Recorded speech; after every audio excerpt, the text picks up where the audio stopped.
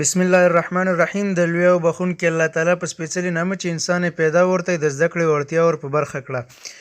نن ورځ زموږ درس د انګلیسي د زده کړې او د ډېرو مهمو درسونو څخه شمیرل کېږي. له تاسو ټولو څخه هیله کوم په سم ډول یې واورئ. دوستانو، تاسو چې کله هم زموږ درسونه او یا هم نور آنلاین درسونه اورئ، تاسو یو آرام ځای ته لاړ شئ تر څو څوک درته مزاحمت ونه کړي. نو دوستانو، زموږ نننی درس نهم درس دی چې د ګرامر مربوط کېږي او موږ به په ننني درس کې دا ووایو چې د انګلیسي کوم الفاظ دي چې نه تلفظ کېږي یا ساکن دي او ولې ساکن دي. نو زه درس په لور په درس پیل کوو. نو دوستانو، هغه ټول چې نه تلفظ کېږي هغه بې غږه توري دي. هغه بې غږه توري چې په بعضې ځایونو کې نه تلفظ کېږي عبارت دی له اول بي، د بي توری. کله چې د کلمو په منځ کې د ټي څخه مخکې او د کلمو په پای کې د ام څخه وروسته راشي نه تلفظ کېږي. اگزامپل یا مثال: ډیټ. ډیټ یعنی قرض.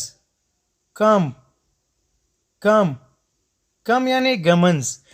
دا ځکه نه تلفظ کېږي چې دا په تلفظ کې بیا سختی رامنځته کوي. دوستانو، ډېر سختیږي. بل چې دی د سی توری دی. د سی توری کله چې د کې توري څخه مخکې راشي نه تلفظ کېږي، لکه بک. ځکه کاف چې دی خپله د کې توري اواز دی.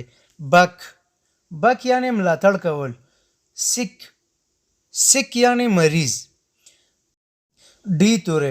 ډي توری کله چې د جې یا جی څخه مخکې راشي نو د ډي توری نه تلفظ کېږي، ساکن کېږي. لکه اگزامپل: اجیکټیو یا صفت. بریج یعنی پل. د ډي توری چې دی خپل اواز د منځه ویوړ او ساکن شو. بل اچ دی. اچ کله چې د ډبلیو اچ راشي نو اچ توری نه تلفظ کېږي، لکه وای یعنی ولی.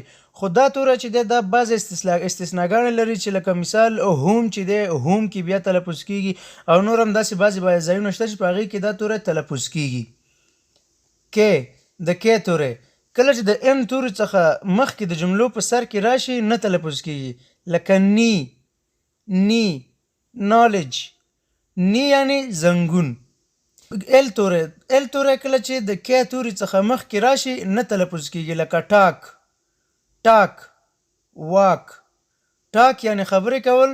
واک قدم وهل. دا توری هم بعض استثناګان لري، لکه ملک.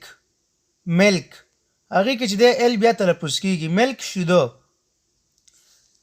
بل چې دی د ان توری کله چې د ام توري څخه مخکې راشي نه تلفظ کېږي، لکه کنډم یعنی غندل. د پی توری کله چې د جملو په سر کې د اس او ان تورو څخه مخکې راشي نه تلفظ کېږي، لکه نمونیا یعنی سینه بغل.